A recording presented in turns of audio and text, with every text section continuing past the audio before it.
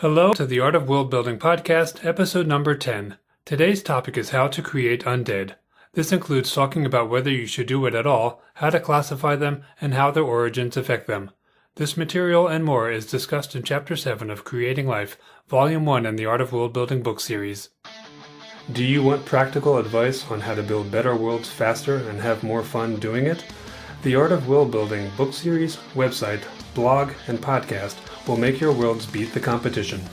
This is your host, Randy Ellefson, and I have 30 years of world building advice, tips, and tricks to share. Follow along now at artofworldbuilding.com. As is often the case with a world building subject, the first thing we should consider is whether we should create something, and in this case, that's Undead. Most ideas we have about Undead are public domain, so we can use them. No one else owns it.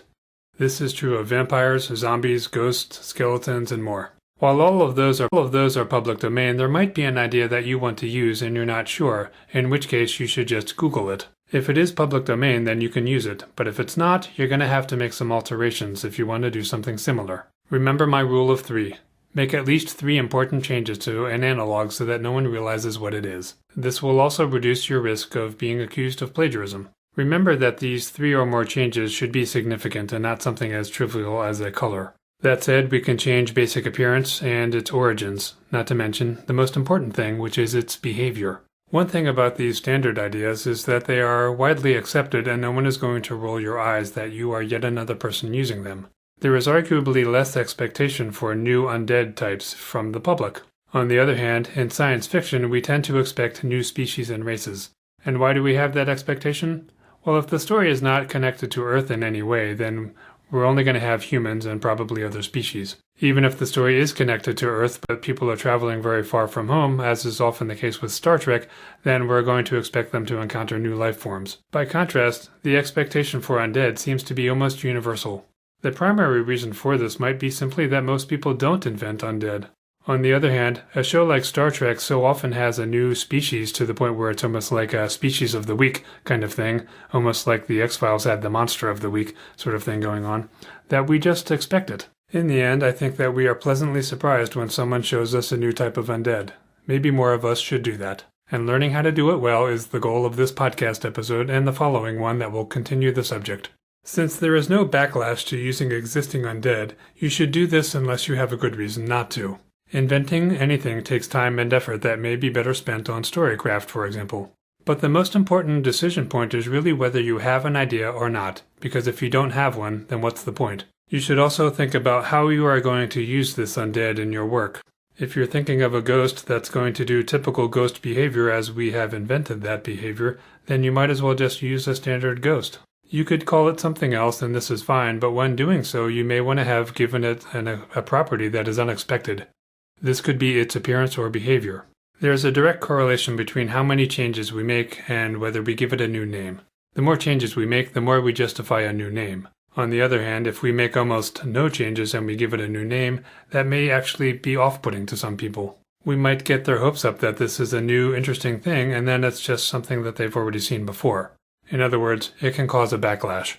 If using a known name for something like vampire, we should consider whether or not we have made a fundamental change and therefore should not use that name. In the case of a vampire, if it doesn't drink blood, this is too basic a change. You probably shouldn't call it a vampire. You could still do it, but it's ill-advised. Your audience may not like it. There's a good way and a bad way to defy expectations, and this is probably the bad way. Should you create undead? Probably not. But if you're still curious, the rest of this episode and the next will probably give you some ideas on how to go about doing so. Let's take a quick break here and talk about where you can get more useful world building resources. Artofworldbuilding.com has most of what you need. This includes links to more podcasts like this one. You can also find more information on all 3 volumes of the Art of World Building series. Much of the content of those books is available on the website for free. And the thing that you might find the most useful is that by signing up for the newsletter, you can download the free templates that are included with each volume of the Art of World Building series, whether you have bought the books or not. All you need to do is join the newsletter. You can do this by going to artofworldbuilding.com/newsletter. Sign up today and you will get your free templates and you will never miss an update about what is happening in the great world of world building. The next thing I want to talk about is the mind. After all, the mind is going to control much about this undead and how it acts. And this mind could be present or absent to one degree or another depending on what we believe about whether the mind goes with the soul, if one exists, when someone dies, or whether that comes back with them if they are reanimated. If you believe in the soul and the afterlife, I think most of us assume that the mind basically goes with the soul. Otherwise, concepts like heaven and hell have no meaning. After all, if your mind is absent, then you can't exactly enjoy the pleasures of heaven and being reunited with lost loved ones, and if you're in hell, then you're not going to be able to appreciate the torture. Now, some torture is physical, and in theory you would be able to experience that, but of course the horror of that is going to be significantly more pronounced if you are mentally capable of really perceiving it. Some torture is of course more psychological and emotional, and both of those aren't going to work as well if you've got no mind. So let's say for the sake of argument that we all agree that the mind goes with the soul upon death. This exercise brings up some interesting scenarios, and we can use those to our advantage when inventing a new type of undead. Based on this idea, we can probably assume that a ghost has its mind. After all, a ghost is considered to be a spirit or a soul. Now, just because a mind is present does not mean that there is nothing wrong with that mind. Any number of things could have traumatized it. Depending on the manner of one's death, that certainly could have done it. This is especially true if you were murdered, for example. The opposite extreme would be dying peacefully in your sleep. We can imagine all sorts of incidents in between these two extremes that would cause someone's mind to be a little bit impaired. Or, depending on our purposes, very impaired. Once dead, that could also cause trauma depending on where one went. For example, if you went to hell and you were being tortured before you returned to being just a soul wandering the earth, that is obviously going to be something upsetting to you. On the other hand, if you went to an afterlife that was more pleasant, like heaven, then in theory that's going to be something that's comforting to you. Or at least, that's how we typically see heaven, as a place where everyone is at peace. But it could certainly still be upsetting to discover that you're dead, and while it's great that you're reunited with loved ones, for example, there's still the reality that all of you are dead. If you're reunited with someone you haven't seen in 50 years, that could be kind of upsetting in some way. Maybe their personality isn't even what you thought it was or what you remember. Or maybe someone you expected to be here isn't there because they're in hell instead, so that could certainly upset you. We like to believe that heaven is a place where nothing is going to upset us, but we have options when it comes to this.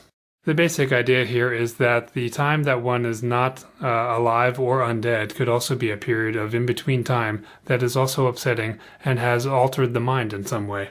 If you are in this in-between place for, let's say, hundreds of years before you become a spirit that's wandering somewhere, then that would presumably cause you to have extensive experience being in that state, and then suddenly you are thrust into a new state of being a wandering spirit. The simple fact of a change having taken place after such a long time having already adjusted to another major change could also cause a lot of distress. And of course we have the option of an instantaneous change from death to being a ghost. We don't necessarily have to have a long time in between, but it's an option. Of course some undead have a body, and in this case it may have a mind as well, and it could face the same problems. On the other hand, what if the body does not have a soul in it? That would suggest it doesn't have a mind either. Maybe it's only as intelligent as an animal. Either way, we can use this to rationalize what our undead is capable of. There's one specific way that a ghost can be mentally impaired, and that is by denying that it is dead. Logically, this might seem difficult to do if you're a spirit, but that might be because we are assuming that the spirit is, for example, floating in the air, or it's passing through solid objects, or it just looks like a white sheet or something. Not a white sheet, but you know how a ghost is often depicted as being white. If it looked down on itself or it outstretched its arms, it wouldn't see the normal arm that we had when we were alive. It would see this white arm. Well, that's just a popular depiction of ghosts, which of course are not real to most of us. I'm leery of saying that because some of you are going to say yes they are, but for most of us this is an imaginary thing that we have invented to tell stories, and we have invented this typical appearance as well, and it doesn't have to be that way. There are many old ghost stories where the ghost appears just like a living person. They are still dressed, they still have a normal skin tone to them, and they, for all practical purposes from at least a distance, you cannot tell that you're looking at a ghost instead of a living person. This idea is equally common in ghost stories and is something that we can use. One justification for a ghost looking this way is that if it doesn't realize it's dead, then it's retaining its self-image from life. That means that its appearance is a projection from its own mind. These ghosts often will pass right through objects, but that's not because it realizes it's doing so. The idea is often that it doesn't realize that something is different from when it was there in life. For example, if the ghost is haunting a place where it lived and renovations have been made, there might be a wall where there used to be a hallway, and this ghost goes right through the wall because it doesn't really recognize that the wall is actually there. This is a justification for having a ghost do ghostly things without it really being aware that it is dead. Another common idea for ghosts is that they are going about a behavior that they carried out in life as if they are still alive.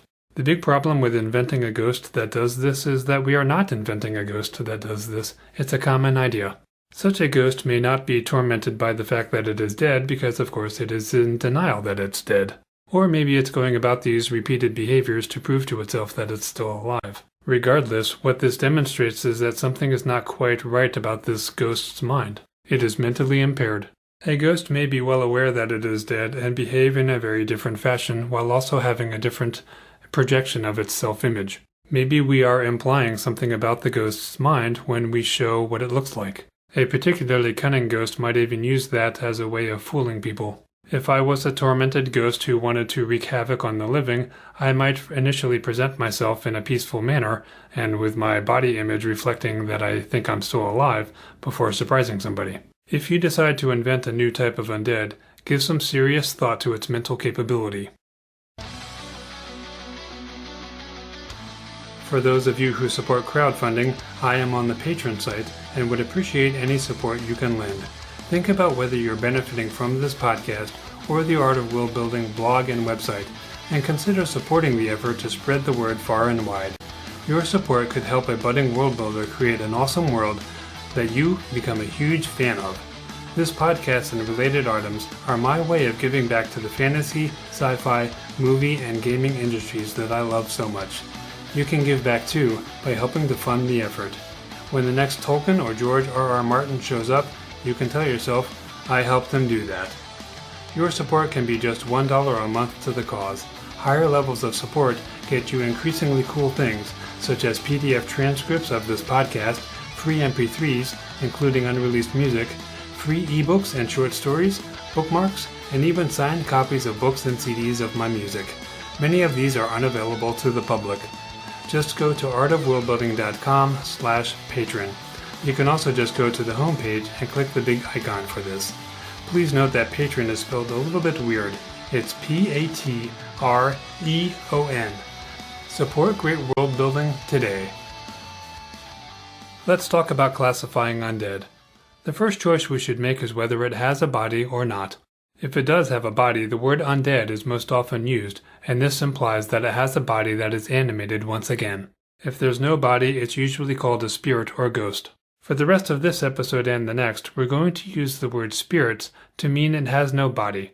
We'll use the word corporeal to mean it has a body, whether it has a soul or not, and we'll use the word undead to generically refer to both of these. Spiritual undead are theoretically more limited because they don't have a body and therefore can't touch anything. However, we've all heard of stories where supposedly they can, under usually extreme circumstances, such as being very emotionally upset. This gives us the option to have the spirit normally unable to touch anything, but under certain circumstances, it can. We might find it useful to give it a limitation this way, but then have an option to overcome it at times. We could also decide that the ability to physically affect the world will weaken a spiritual undead, making it more vulnerable. We could also decide that it can pass through objects, which is an advantage, but that it cannot move them, which is a disadvantage. And by doing this, we can basically balance out this spirit so that it can't do everything. Making decisions like this is one way that we can invent a new kind of spirit that hasn't been seen before. Something else we might want to consider is where the spirit's body is. Maybe the spirit wants to reanimate it or repossess that body. Maybe the body has something about it that is unique, such as an ability. Maybe when the spirit last saw its own body, it had something like a magic item or a weapon of technological origin, and this is something that it desires. Of course, this is only an option if the spirit recognizes that it is dead. As for corporeal undead, they come in two varieties, those with a soul and those without. If the mind goes with the soul and the soul is absent, that could explain the mental capabilities of our undead. Maybe this is why zombies act the way they do. All of this is make-believe, but thinking about it this way can give you ideas. Our corporeal undead may have senses that are altered, either for the better or worse. It seems logical that senses would be worse. After all, things like taste, smell, and sight are going to be affected by the body having decayed. However, we generally accept that if undead exist, there is some supernatural agent at work here, and that same agent could have given super senses to the undead. Maybe it can smell human flesh farther away than it would have in life, whether that flesh is alive or decaying. This could allow it to track down others of its kind or track down the living to attack. Perhaps it sees better now, but only in moonlight. Maybe they can hear farther away than they could before, and now they can eavesdrop on conversations, learning things they never would have known before. These new abilities could give them a feeling of power and also alter their mental state. Maybe they feel cocky now. In theory, being dead means that we have a loss of our bodily functions. However, the case of Dracula and other vampires by extension shows that we are willing to accept an undead that looks just like it's alive and can do everything that we can do. In some recent stories, we've even seen vampires giving birth. The point here is that we can decide for ourselves whether an undead is a vision of health, a rotting corpse, or a skeleton. It's really up to us. We can get away with extremes, and the best example of this is the living skeleton. It doesn't have any muscles to control its body, not to mention a brain, but yet it can do all sorts of things. This always implies something supernatural. Otherwise, it doesn't make any sense. For corporeal undead that have more of a body, but one that is still decayed, that decay would seem to explain the hampered movement. On the other hand, we've all seen zombie movies where the zombies are running around just like they were perfectly healthy. Something to consider when it comes to corporeal undead is how long it has been dead.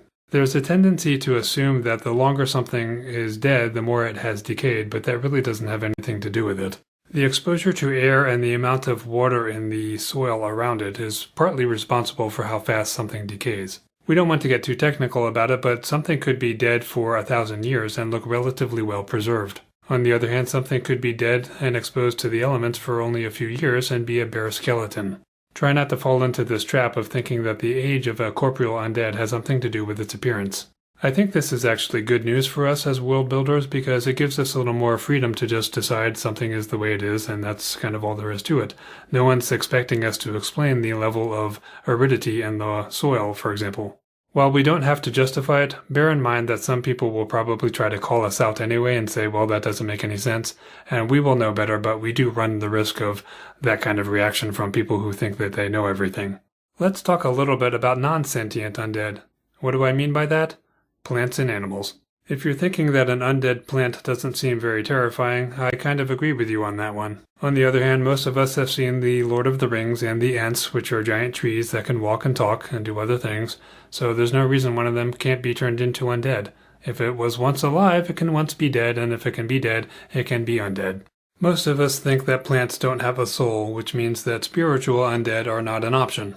Since plants can't change their location, it's pretty easy to get away from one or stay away from one unless we change this. Earlier we talked about supernatural elements being present in all undead, so wouldn't it be interesting if a plant had not been sentient, but now that it is undead, it is sentient? That opens up some options you can explore. Finally, let's talk about undead animals. Just like the supernatural can give plants the ability to be sentient, maybe we can give animals the ability to speak, for example. That adds a new level of horror to encountering one of them. We've often seen them be given great strength or speed, and these are cliches, but they are done to make them more formidable. Sometimes they appear to have an increased ability to work in conjunction with each other. Something that can be fun about undead animals is that maybe now that they're reanimated, they want to feed on something they didn't used to feed on, such as your species and races. It may not have a sinister purpose behind doing so. Another classic idea is of the undead animal that bites a living person who then becomes undead. The only problem with this idea and some of the others we've been discussing is that none of these are new. However, it's still a good idea to keep these in mind, and one of the reasons for that is that we can take all of these different elements and combine them into something new. Sometimes being original means piecing things together in a novel way, not necessarily inventing things that have not been done at all. This might be our best bet with inventing undead. If you're enjoying the podcast, please rate and review the show at artofworldbuilding.com/review. Reviews really are critical to encouraging more people to listen to a show they haven't heard of before, and it can also help the show rank better, allowing more people to discover it. Again, that URL is artofworldbuilding.com/review. One thing I'm not going to discuss in this particular episode, but which is discussed in the book, is how many of this particular undead type exist and the effect this has on them. Another subject we will not cover is whether there are prerequisites for this type of undead or not, and how someone might prevent becoming one. The final subject we want to talk about today is the origins of our undead. Knowing where the undead originated is often a basic part of their identity, and this is one of the ways we can make them original. After all, if we've created a world or more than one world where there are unique phenomenon or technologies, then this gives us an opportunity to create a specific type of undead. The more unique the world and the life forms that live there, the more unique the types of undead we might have. A good story behind our undead type also makes it more interesting. Our two basic options are accidental undead, and those that are created on purpose. Whether it's nature, supernatural, or technological forces, it's pretty easy to create undead by accident. And yet it's never happened here on Earth. Imagine that. In theory, most undead will be accidental because even if somebody actually wants undead to exist, they probably don't also have the skill to make that happen. On the other hand, if they've somehow caught and trapped an undead type, and that undead has the ability to do something like bite someone and turn them into an undead type, then someone could still do this. However, that doesn't explain the original origins of that undead type. And on that note, we don't necessarily have to reveal where it came from. It's entirely possible that nobody knows. No explanation is certainly the easiest one, but it's not necessarily the most satisfying one, so if you happen to think of a good one, that's better. Unless, of course, you would like a mystery. However, with every good mystery, we usually want to find out the answer sooner or later, and the reveal should be good. Otherwise, we've disappointed everyone, so it might be best to have figured this out first, especially because knowing the origins can really help us figure out something interesting. Just like with monsters, an undead that has resulted from an accident might want revenge on the person or people who created that accident in the first place. This gives it a goal, and we'll talk a lot more about goals in the next episode. One thing about an accident is that if it's something like an explosion, this could affect a lot of people in the same area. This is the easy way to justify many of them existing. In time, these undead may spread out and cover the entire world, especially if they can replicate themselves. Absent a large-scale explosion to create many of them at the same time, each one of these undead type might be rare. And if something is rare, especially if there's only one of them, it might be particularly hard for anyone to figure out how to deal with it. Why? Because maybe they've never encountered it before. There might be no record of what to do, or how to kill it. We could also decide that specific types of phenomenon are known to cause specific types of undead. We talked about this a little bit in a previous episode about creating monsters, but the same idea holds true. It's possible that the location of such a phenomenon is subsequently guarded so that no one can have this happen anymore. The phenomenon might also be destroyed in some way so that it can't happen again. Finally, let's talk about undead by design, when someone wants to create one on purpose and has the ability to do so. One question we should ask is whether the perpetrator is able to control the result. Such an undead can be sent to do anything we can think of. If our perpetrator cannot control the undead, then he might end up the first victim of it. This means that there won't be any more of that type of undead unless it has the ability to replicate itself. Then again, maybe this person left a journal for how they were doing it, and this is later discovered by others. Such a person might have been trying to do something else and accidentally created the undead. What if our perpetrator was unhappy with what he had done and tried to destroy it? Did he chase it away, or did it retaliate and kill him or wound him? What if it turned him into the first duplicate? What about how the undead feels about its new status? Does it like being a servant? Probably not. Does it like being undead? Probably not. It may chafe at its new role and want revenge or to be freed from it, and this is another goal that we'll talk about in the next episode. All of the show's music is actually courtesy of yours truly, as I'm also a musician. The theme song is the title track for my Some Things Are Better Left Unsaid album, but now we're closing out with another song from the same release. This is Mantra Dreamscape. You can hear more at randyellefson.com. Check out artofworldbuilding.com for the free templates to help with your world building. And please rate and review the show in iTunes. Thanks for listening.